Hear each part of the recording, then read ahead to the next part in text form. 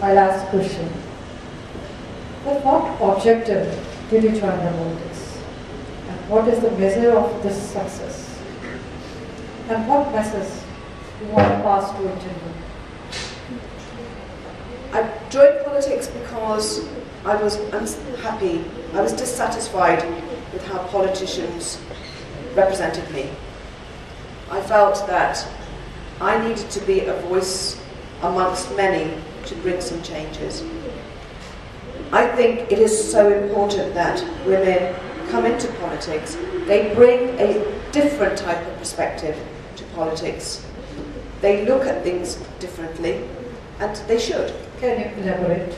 Well, I mean, when we talk about policies, I mean, we perhaps know we're the biggest consumers. Women are the biggest consumers. So we know what we want to purchase, how we want to purchase it, whether it's through healthcare, whether it's through education. We know what we want for our families. And yet, by and large, across the globe, it's largely decided upon by men who probably have little or less, not little, but less information on how these systems apply and respond to family and children and to homes. So I think women look at, I mean, I know when I'm looking at policies, I want to know what impact it will have on employment, on job life, job-home balance, on whether the pay will be of equal path or equal work.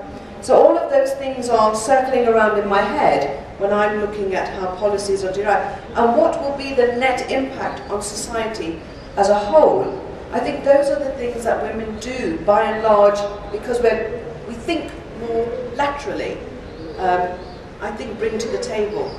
It's not to undermine what men bring. I think it just adds value to what is already there. I think good politics is when we each add value and add to our strengths, rather than look at what we lose. Because in politics you don't lose anything when somebody brings something extra to the table, you just gain something more. What's the measure of this success? That will be counted, I suspect, after I leave politics. I don't know, is the honest answer. I think that will happen when people will say, Sandy Verma came into our lives, she did something that made us change. Maybe that's what the measure will be. I don't know. I just know that I want to see a society where girls shouldn't be embarrassed of being born a girl. I don't want to feel that others should feel embarrassed because they are of dark skin, or that they're from a poor family, or that they're from a lower part of this so-called lower part of society. Because without each other, we couldn't interact anyway. I mean, how do you manage if everybody's doing one job and the other jobs aren't fulfilled? How does society function? I would like to see a society where actually, to be quite frank, and this is the great thing about UK. The great thing about UK is, it doesn't matter. I sit with my Secretary of State and we have coffees and drinks and chat on an equal par. I think that sort of hierarchy of self-importance needs to disappear. We're public servants. We come to serve the public. That's our job. And we get paid very well for it. So I think we need to make sure that when we leave this job, that we've left it a more equal place for somebody else. That's my hope. What is the message you want to pass to Indian women? Come into politics, please. This was my last question. Message for Indian women. The message for Indian women is, look at my fabulous co-partner here and see what she's managed to achieve. Coming from being a medic to coming into politics. Actually, you and I had a switch turned on in our heads to say, very true, that destiny has taken me down a different path. I'm going to you see, I'm going to be mean. I'm going to have the last word here. What message have you got for women? Be an expert. When I go to my villages, my constituency is a typical rural constituency of India. I go to houses, tell young girls, when you see yourself in the mirror, don't see yourself, see image of Param. I want them to grow as Param. Let me tell you something about myself. I'm a daughter of uneducated parents. We are four siblings, all are postgraduates. I'm a daughter of a man who was born in a very poor family. We have a house in my native place, Ratanpura in Sangria, my constituency. The bricks are made of mitti, gara, by my own father. We have started from that place. So a poor girl from a poor family, from uneducated family, is sitting in front of you. If Param can become a doctor, Param can become a representative, why not a rural girl from India, from rural India? So that's my message.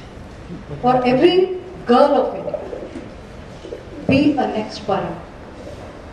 And again, a simple message for my counterparts.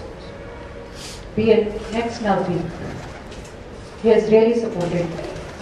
After my marriage, I started writing Param Navdeep Singh. Earlier, I was Paramjeet Kaur.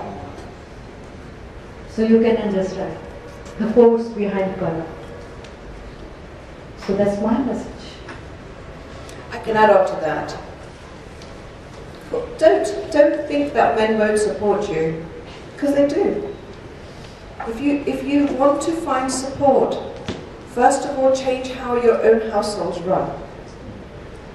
And I think that's the key. And when you've got Navdeep, I've got my Ashok. You got Ashok before me.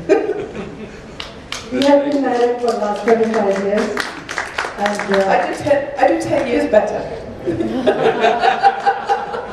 But we are still celebrating our silver jubilee because I keep telling him, "Ek saal pura nahi hua, abhi gift dete jao." So over to my audience, you have questions, please. Will you pass this mic? First is about local governance. Now, in European countries and in America, there's very powerful local governance. In our case, it is non-existent, which is why the state of our cities, the state of our villages is presumably what it is. Perhaps connected with this is something that you referred to, is the question of descending from some elevated position in which legislators put themselves. Here the impression with the public is that they are doing everything all the time to somehow elevate themselves above and beyond the public. And a manifestation of that resentment has been witnessed in Delhi, though in an unconnected case. Here they are all the time looking for red lights, for roads to be blocked, for them to pass, for the people to be harassed. Recently there was a rally which earlier we were talking about by one of the political parties, completely disrupted the life in the city due to traffic jams and so on, and a matter of total unconcern for the party in power. Perhaps it's your party, I don't know. I'm not sure. It doesn't matter. The other parties are all the same. So how is it, perhaps these are traditional systems in UK, Europe and America, particularly in America, is extremely strong. In Germany it's extremely strong. How can it be altered here? That's one question. Other one is unrelated to this, which is there's so many fine points in UK civil society. I've also lived there a bit in connection with, I was in the Navy, so I did my submarine training in England. I commissioned a ship in Birkenhead. That was a long time ago, things have changed much. But subsequently, and that was also a few years ago, I met young people from there, cadets from auxiliary air force and so on, and talked to them, and they were most pessimistic about their future, employment, opportunities, and it was not just one of them, several of them independently. On the other hand, in India, despite the kind of background that Dr. Param described, and we all mostly originate in small villages and have come up by good fortune or effort. Children are extremely optimistic, and they are very bright. They work hard, especially the girls. So it's very interesting that there are these kind of forces at work in society. But to constrict it finally, local governance and control over legislators on the part of the public. I would find it incredibly structures of India because, to be quite frank, it wouldn't be my place to. What I would say is, though, that you are a democracy, and the ballot box is where you utilize power wherever you are in the world. And the more people that come from different backgrounds into politics, the more it will change. But I will come back to my original point. You still are, by and large, a fledgling democracy. So I wouldn't expect that the size of your country is huge.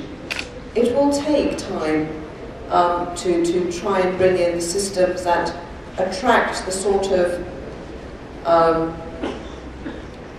non-acceptance that we would have in the UK. And I'll speak on the UK because that's my home. But if I just say, recent events have shown that actually people are prepared to challenge the systems.